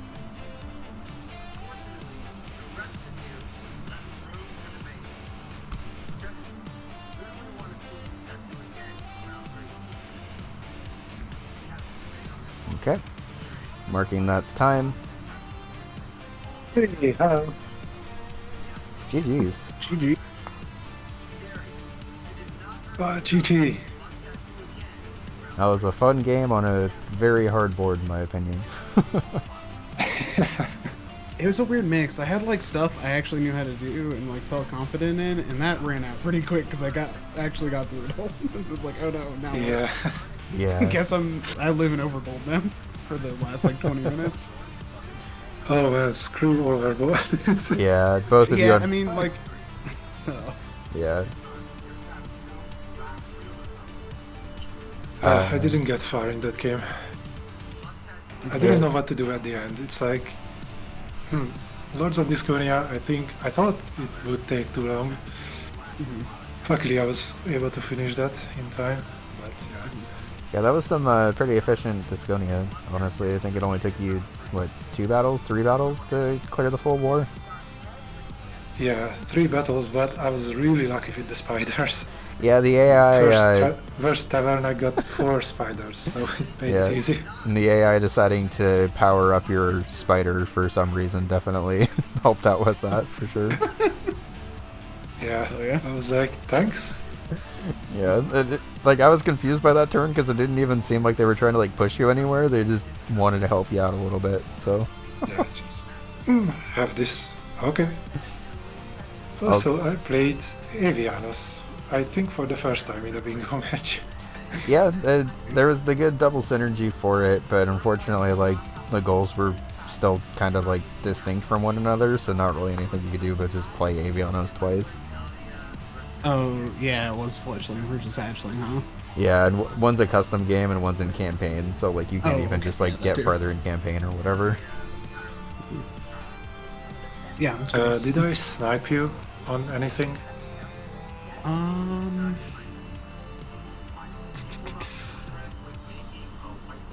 don't think so. I'm trying to remember now.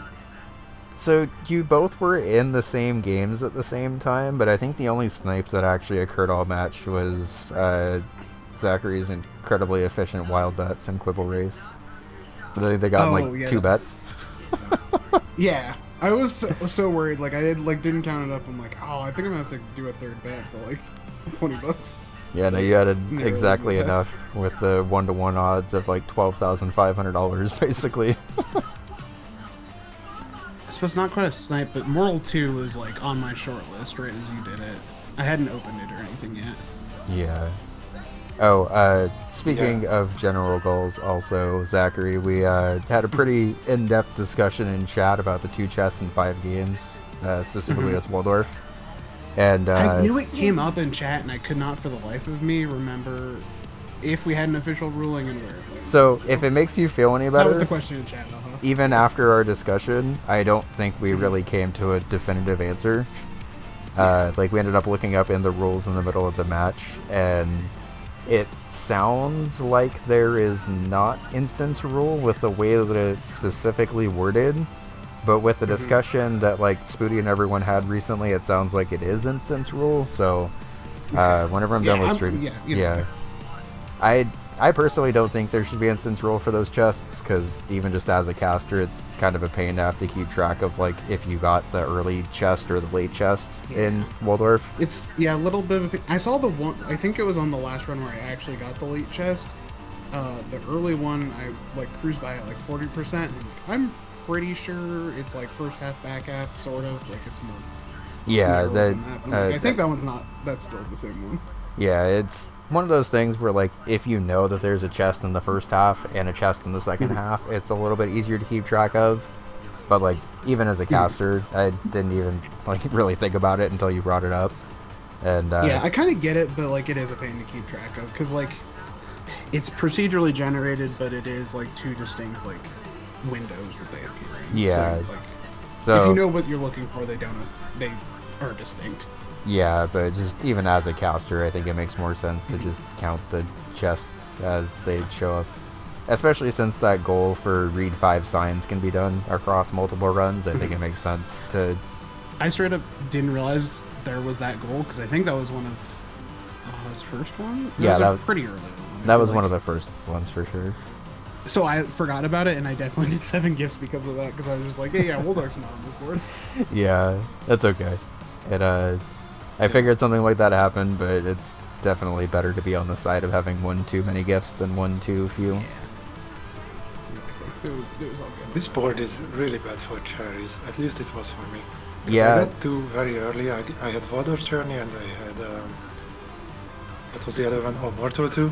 Yeah, the Mortal 2. During the whole match, I was thinking, what could be the third one? And obviously, Overboard would have been the choice, but I cannot do that.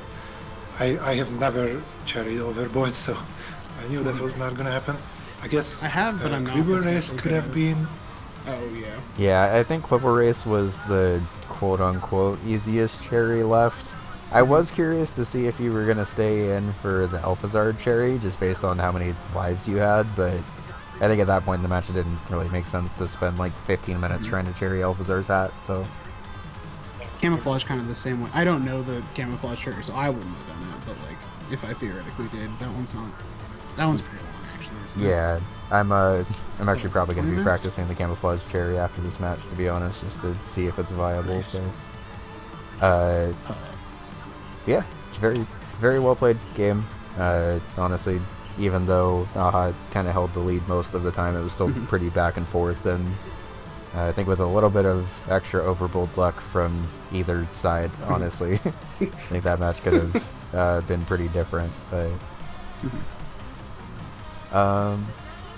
and then the last thing I wanted to mention before I forget again, if either of y'all are interested, or if anyone listening is interested, we are having a Season 2 of the Underground Tournament starting next week. So for anyone who missed it in Season 1, basically after playoffs started in Season 1, a bunch of players who just barely missed out on playoffs decided to basically host a tournament for anyone who wanted to. It's a cross-tier tournament where you're able to draft and or ban games that you want to play or not play. So it's a little bit more personalized, and you end up getting some boards with pretty ridiculous energy that you wouldn't get normally. So if anyone is interested, stay tuned, because this is definitely not going to be the last match that we're casting this weekend from the sounds of things. Matt posted in the middle of the game that we have 10 different games on Saturday, so Holy. Alright. yeah. So Today was already pretty full. yeah, I've never seen a weekday have this many matches, but I've also never seen a day period have 10 different games. And at least in my time zone, it's starting at 6 a.m. and ending at 8 p.m. So it's definitely going to be an all-day game. I have 5 matches that I want to rewatch just from today. Yeah. So that's a lot. Yeah, I missed a bunch. And I still have a match coming up, so Yeah. You got one Gonna be a lot well, I of guess I don't know what it is your bingo. time, but you got one tomorrow, right, with Hannah? yeah. Well, for me it's today, but Yeah, it's gonna that's be yes. towards of Canada. Yeah. Nice. But But yeah. thank you for the match. Yeah, this is a fun one. Yeah, it was a fun Kind of a cast. weird board, but close. Yeah. Yeah, it's always hard and when you also get. thank you, Sia, for casting. Yeah, of course. It's always hard when you get a really kind of difficult center square to work with, because your bingos are instantly way more limited. And the second I loaded this board and saw 3 cherry discs on the center, I was like, oh. Yeah. But It was yeah, fun though. y'all played well. Getting a 12-9 on this board is honestly very impressive, especially with the spaces that are left. I think with even a little bit more time and a little bit more overbold luck from either side, I think y'all would have been fine for it. Mhm. But that was all I had notes on. I don't know if y'all had anything else you wanted to mention, but I was just happy to finally see block koala, since I have been blocking in the past couple of weeks working on gold disc there. oh yeah, I did get to commentate my first ever Flamingus kill, so thank you for that. That's my second Flamingus kill in Bingo this season, and the first one I just fully watched Pine at 0.4 speed for it. Yeah, This one I'm oh, I actually know how to kill Flamingus now. yeah. It's so over for him. I'm always super surprised how fast Flamingus actually is, because even if you don't really know the stage, it's still a relatively fast boss. But if you have the movements down, it's a very, very short route to a very short boss.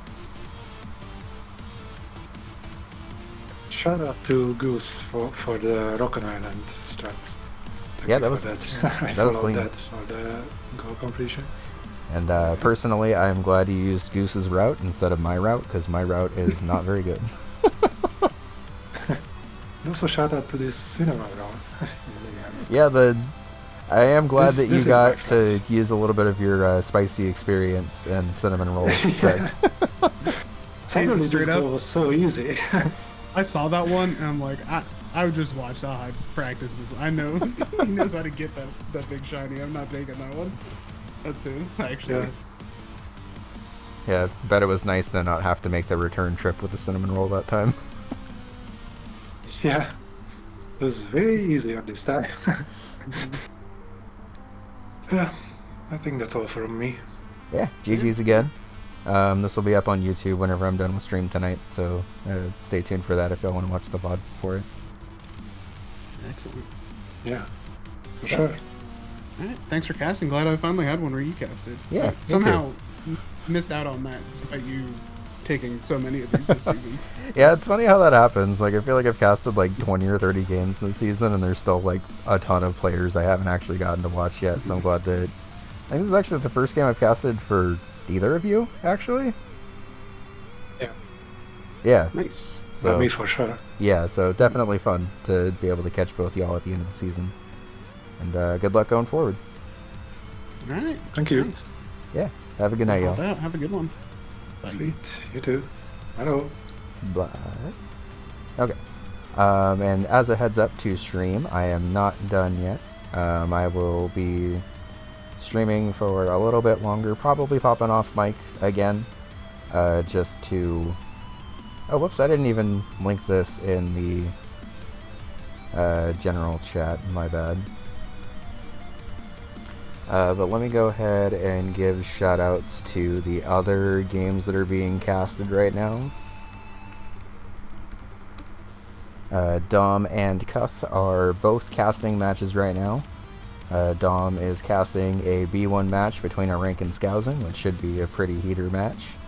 And in somehow even more heater of a match,